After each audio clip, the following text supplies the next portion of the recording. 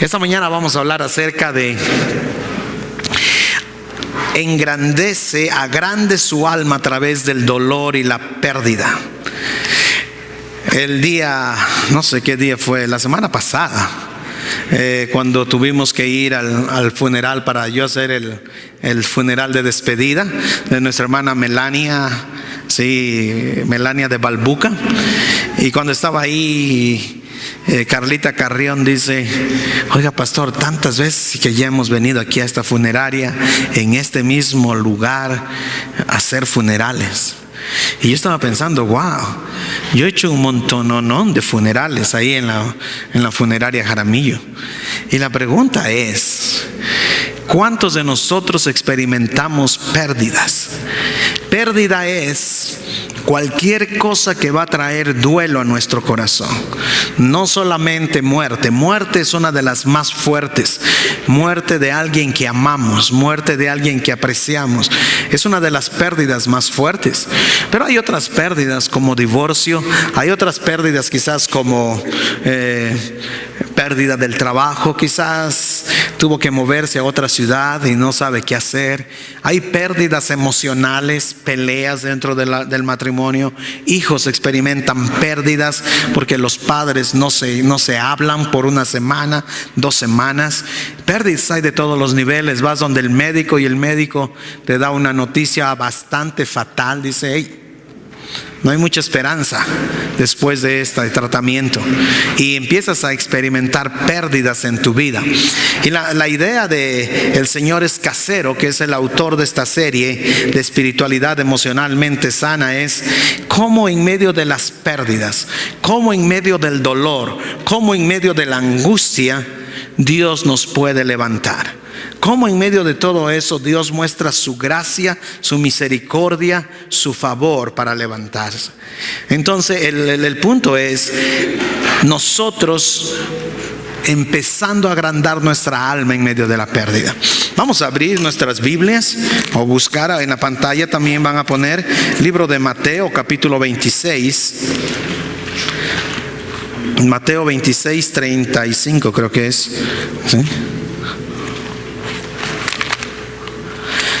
36. Mateo 26, 36.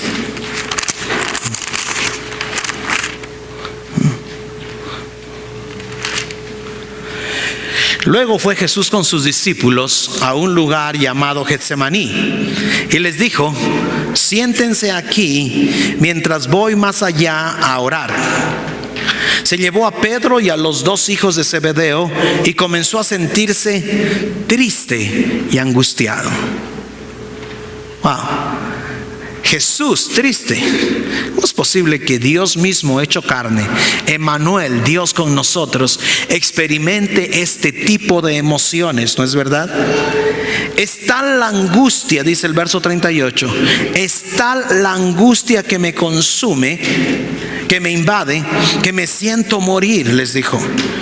Quédense aquí y manténganse despiertos conmigo.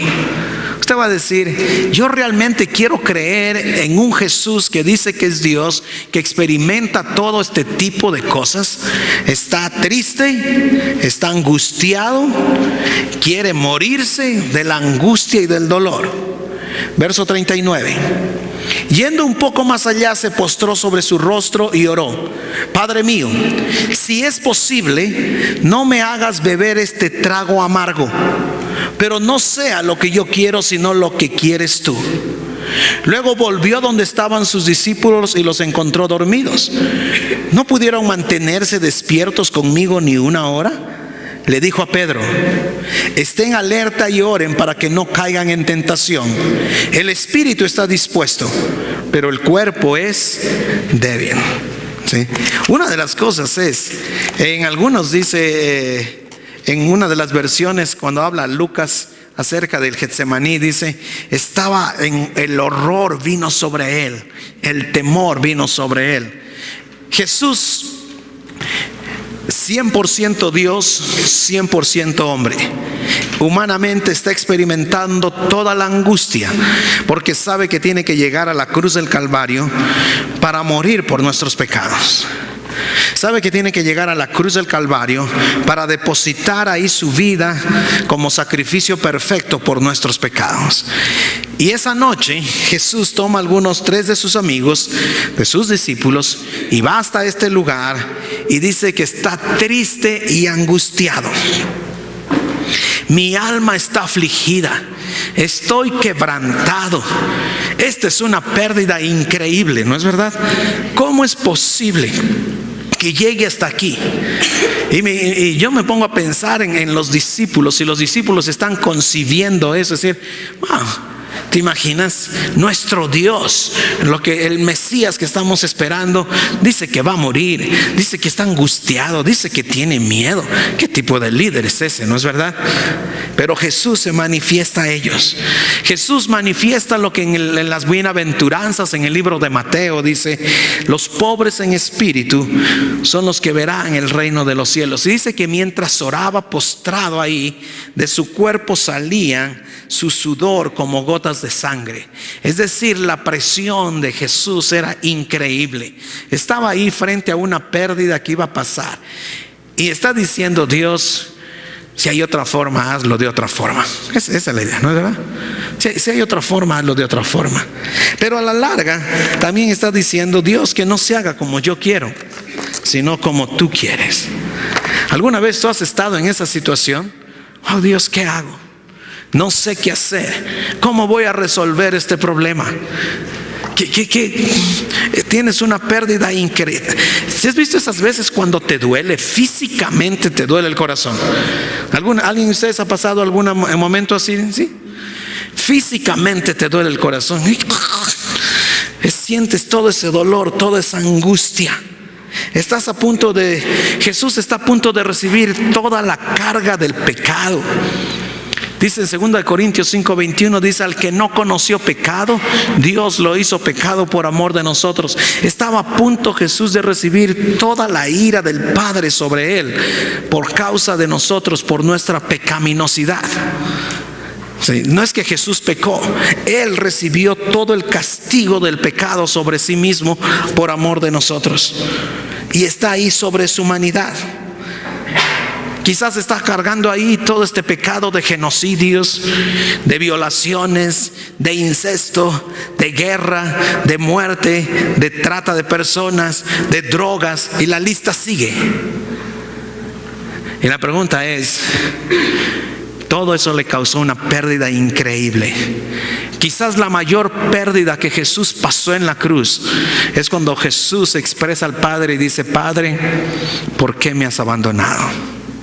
Creo que esa es la mayor pérdida que experimenta el Hijo en medio de la Trinidad, de expresar al Padre la separación por cargar toda la ira del pecado sobre sí mismo. Hay un momento en que Él asume todo eso por nosotros. Jesús está sufriendo la pérdida de sus amigos, de algunos que se creían amigos. Incluso uno de ellos era el que manejaba el dinero dentro de los 12. Jesús está sufriendo la pérdida que uno de sus que se llaman amigos lo traicione. Es increíble de todo eso. Y los otros huyeron después de eso, y Jesús dice: wow, esto lo voy a pasar solo. Y otro lo negó cuando estaba en medio de eso. Era una pérdida.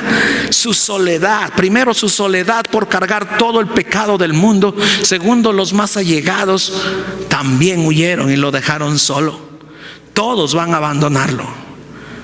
Ahora, si yo humanamente escribiera Mateo, Marcos, Lucas y Juan, yo no pondría este pasaje aquí, ¿no es verdad? ¿Por qué? Porque todos quieren un líder invencible. ¿Sí te has dado cuenta? Un líder que todo lo sabe. Un líder que es correcto en todas las expresiones de la vida, nunca muestra flaquezas. Jesús no es así.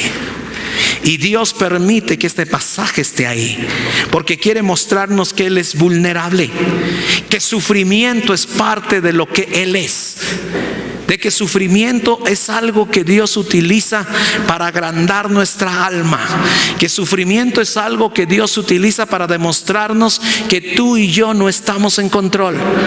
Sufrimiento es algo que Dios muestra. Aunque ande en valle de sombra de muerte, no temeré mal alguno. Es decir, en medio de ese valle de sombra de muerte, Dios está con nosotros, pero pasamos por sufrimiento. Es por eso que a veces, cuando muchos predicadores solo están exponiendo, si vienes a Cristo todo va a ser color de rosa, no están presentando el evangelio. Porque toda la iglesia primitiva, Jesús estuviera equivocado. La vida de Jesús sería un fracaso bajo esos ojos. Sufrimiento es parte de la vida. Y nosotros debemos hacernos algunas preguntas aquí. La primera pregunta es: ¿cómo tú escuchas las interrupciones? ¿Cómo escuchas cuando Dios en tu plan? Porque todos planeamos de una forma u otra, ¿sí? Y de repente viene Dios y se mete e interrumpe tu vida y empiezas a experimentar pérdidas. Yo no sé, pero sí conoce gente que planea todo. Yo soy uno de esos. Me gusta planear todo. Bueno, a tal edad yo me voy a casar, a tal edad voy a tener mi primer hijo, a tal edad yo voy a ser abuelo, a tal edad yo voy a comprarme tal carro. Ahora estoy esperando, planeando, si un día me jubilo, comprarme una Harley Davidson con lo que me den de jubilación, ¿no es verdad? ¿Sí te das cuenta? Todo lo planeas, todo estás soñando. Nadie planea decir: oh, yo estoy planeando que cuando tenga mi primer hijo tenga síndrome de Down. ¿Alguien planea así? Nadie planea así. Yo estoy planeando que cuando yo vaya a la universidad perder 3 materias. ¿Has planeado así alguna vez? Yo estoy planeando que cuando esté en ese trabajo me bajen el salario y me manden a un trabajo más malo. Nadie planea así, ¿sí te das cuenta? Y entonces de repente estás en tu plan y crees que estás en control, y de repente viene Dios e interrumpe tu vida de una manera en shock. Y es wow, ¿qué es lo que pasó aquí? ¿Dónde estaba yo cuando esto pasó? No sé qué hacer con esta situación. Estoy ahí y no puedo descubrir que Dios me está hablando. Dios está interrumpiendo mi vida de una forma u otra. Y nosotros a veces no escuchamos nuestras interrupciones. Cuando yo prediqué acerca de la resurrección, yo soy la resurrección y la vida, Lázaro, ¿qué le dice Marta? Si tú hubieras estado aquí, mi hermano no hubiera muerto. Fue una muerte repentina la de Lázaro. No aguantó. Le dijeron: vayan a ver a Jesús. Jesús lo puede sanar, ¿no es verdad? Y Jesús se tomó su tiempo, no vino, y murió Lázaro. Lo pusieron 4 días, ya estaba ahí. Ya huele mal ahí en la tumba. Si te das cuenta, Dios interrumpió la vida de la familia de los hermanos Lázaro, Marta y María. Que estás escuchando las interrupciones que Dios está haciendo en tu vida cuando hay sufrimiento, dolor y pérdida. Las pérdidas vienen de muchas formas. Acabo de decirlo, quizás muerte de alguien cercano, quizás tu mejor amigo o tu mejor amiga que tú creías que era, te deja caer. No guardó la confidencia de tu secreto. Y entonces empiezas a experimentar todo ese montón de pérdidas. Yo no confío en nadie. Empiezas a tener decepciones increíbles. Quizás ha habido incluso infidelidad dentro de la pareja. Abuso físico, emocional, sexual, es parte de esas pérdidas. Cómo distorsiona lo que tú eres, cómo daña lo que tú eres.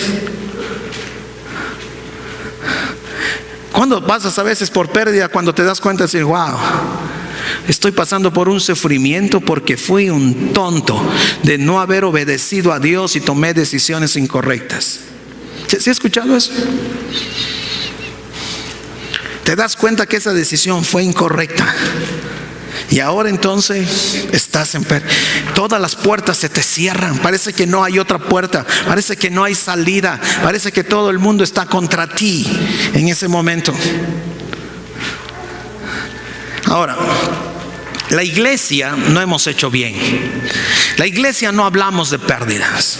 La iglesia no hablamos de sufrimiento. La iglesia a veces decimos: a lo mejor te lo mereces. ¿Sí te has dado cuenta? Yo no me imagino, pero muchos en la iglesia a veces hemos dicho así. Ese es el concepto judío.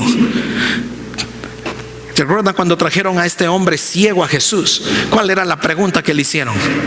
¿Quién pecó? ¿Él o sus padres o sus abuelos? ¿Qué le están diciendo? ¿Quién tiene la culpa para que haya salido así? Jesús dice: ninguno tiene la culpa.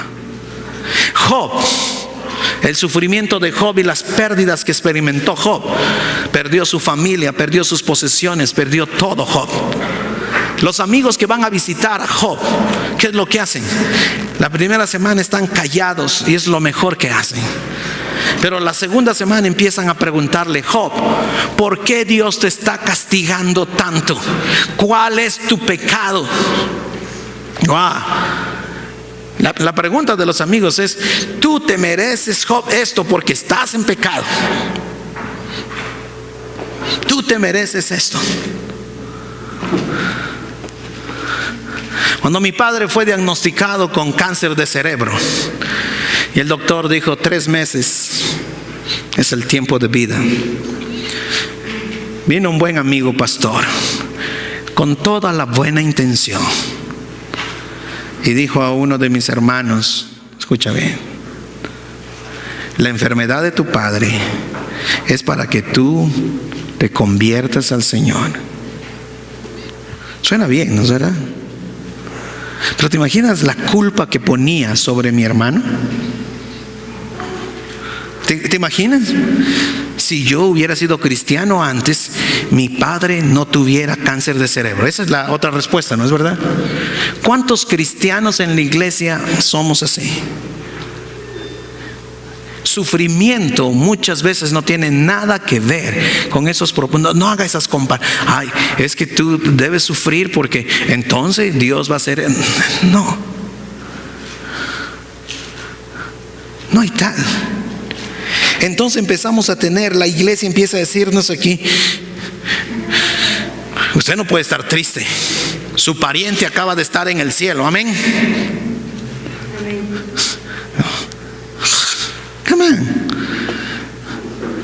Por supuesto que está en el cielo. Si conocía a Jesucristo, está en el cielo. Amén. Eso nadie tiene duda.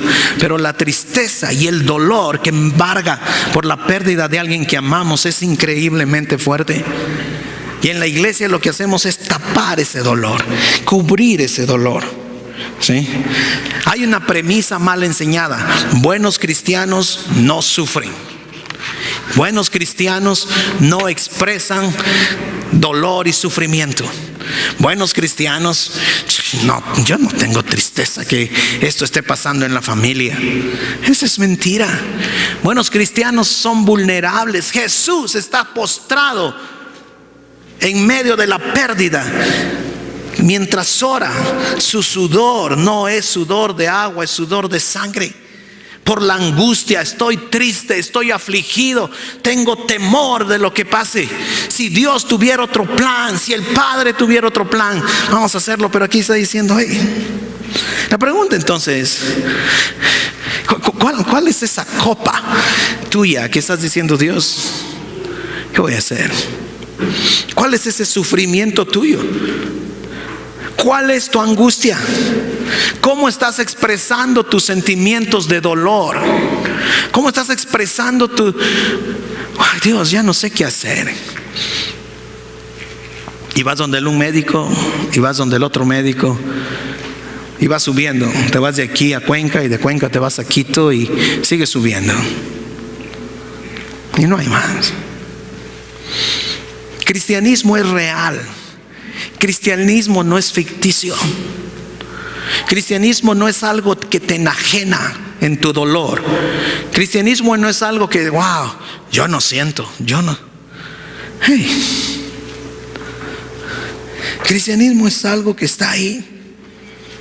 Y sabes una cosa: a Dios no le toma por sorpresa nuestro dolor. A Dios no le toma por sorpresa nuestro dolor. Él conoce nuestro dolor. Si tú piensas que todo sufrimiento es porque tú te lo mereces, estás equivocado. ¿Te imaginas? Déjame decirte, una persona que es abusada sexualmente, que piense, me merezco este tipo de abuso, esa es una estupidez teológica.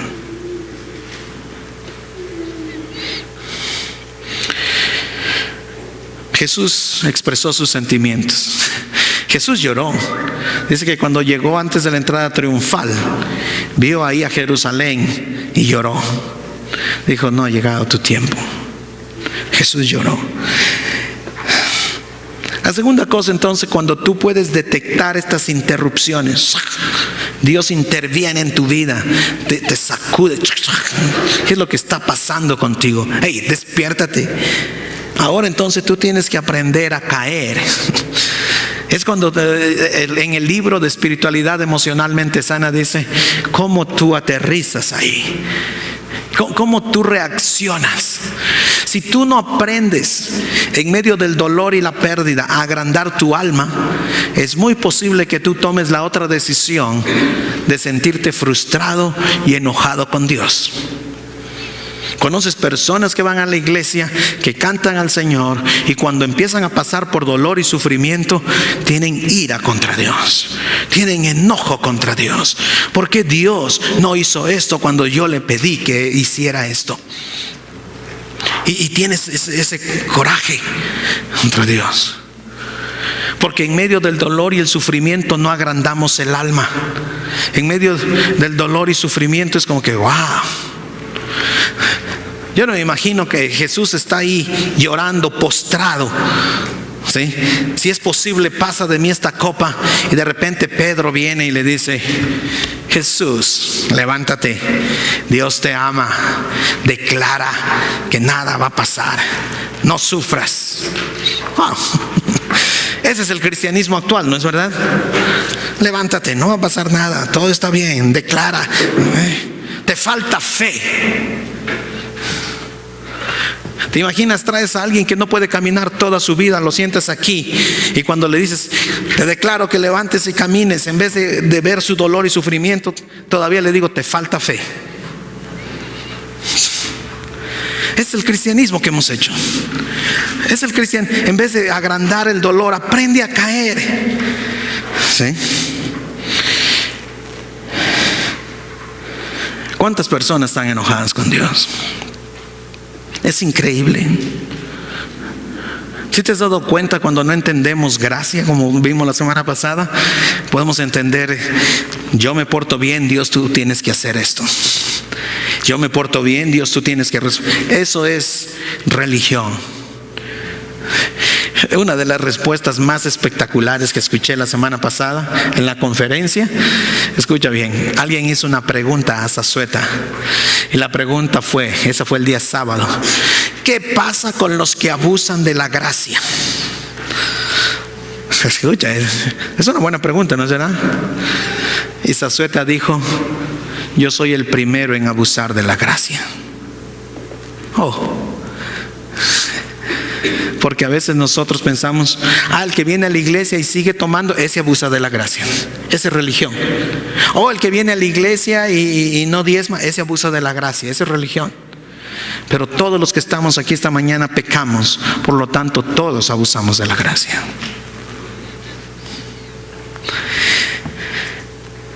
Aprende a caer. Aprende a caer. Nadie queremos pasar por sufrimiento. Nadie. Si es posible, evitaríamos sufrimiento. Yo un día estaba orando al Señor. Dije, Dios, escucha bien. Si has visto cuando tú empiezas a hablar con Dios y empiezas a hablar a veces cosas incoherentes. No sé si a ustedes les pasa, pero a mí sí me pasa. Yo estaba diciendo, Dios, que cuando yo me muera así. ¿No es cierto? Nada de que pasas por tratamientos y cosas. No, yo quiero morirme así. Y como que yo mismo me contesté, si estás puesto a soñar así, pasas divagando. Algunos durante el culto pasan así, pero ¿sí? Empiezas a divagar, ¿no es cierto? Y entonces yo quiero morirme así. Y tenía un viaje, creo, esa semana. Dijo, y Señor, si quieres llévame en ese momento que el avión se caiga. Y todas las personas que van al lado también se van a morir, ¿no es cierto? ¿Por qué? Porque en tu tendencia humana, en nuestra tendencia humana es: no quiero pasar por sufrimiento. Jesús está diciendo eso: si es posible, Señor, quita de mí la copa. Sufrimiento es algo que no quiero pasar. ¿Sí? Pero la idea es: debes aprender a caer.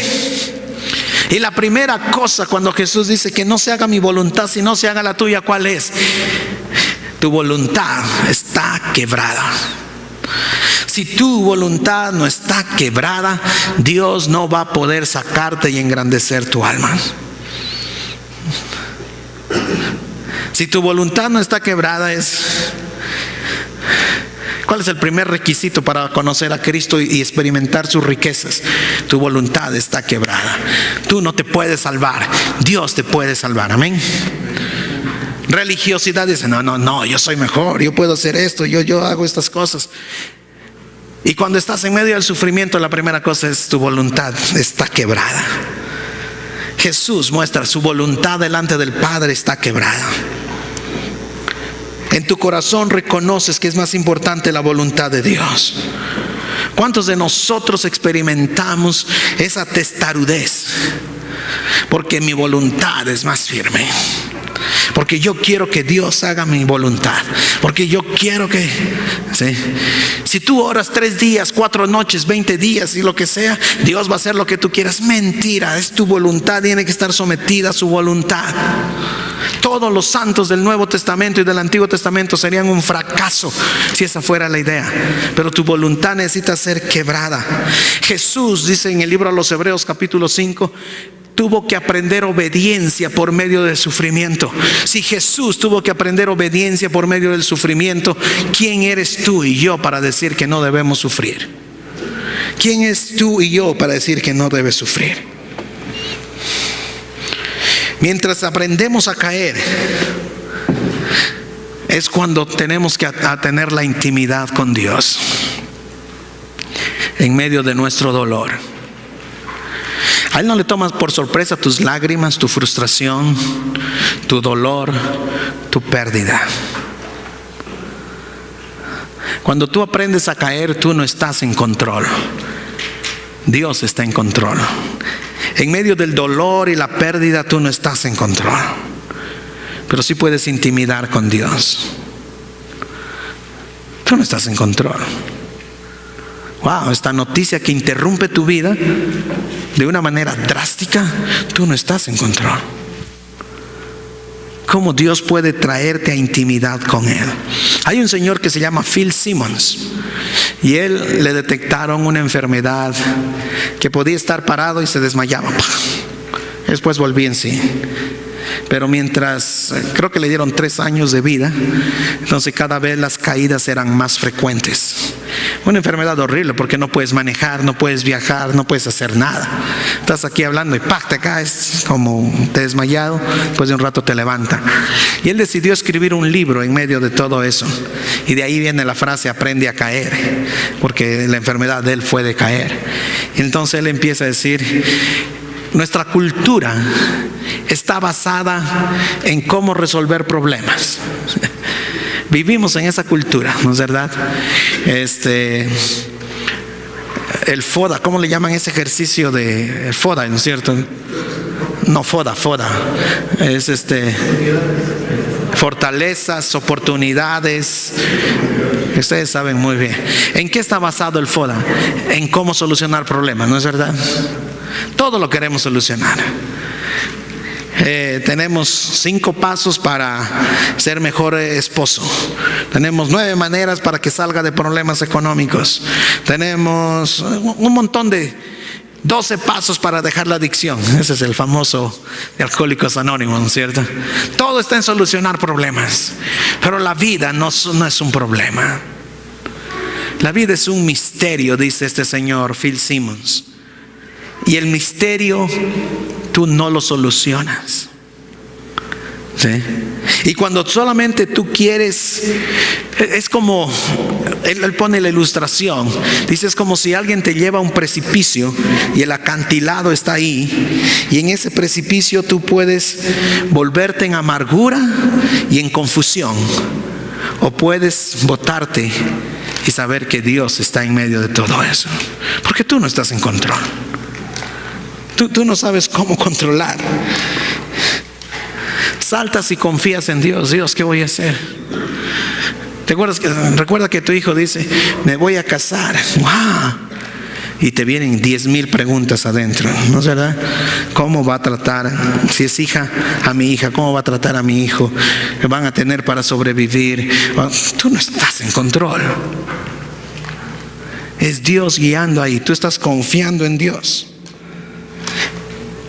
Lo único que puedes hacer, dice Simmons, es puedes saltar y renunciar al control que tú quieres tener y saber que Dios te va a cuidar. Dios te va a cuidar. Que Dios va a estar ahí para levantarte. Queremos resolver el problema de una sola, ¿no es verdad? Queremos que alguien nos diga, así se soluciona el problema. Haz lo mejor que puedas hacer, pero tú no estás en control.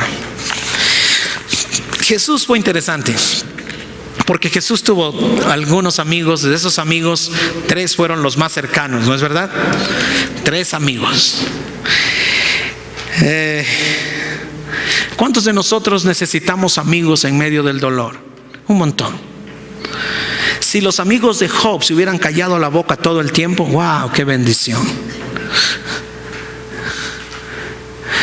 ¿Te imaginas que tú eres amigo de alguien que está en Solca internado y lo vas a visitar y le dices, mire, que me dijeron que se va a morir?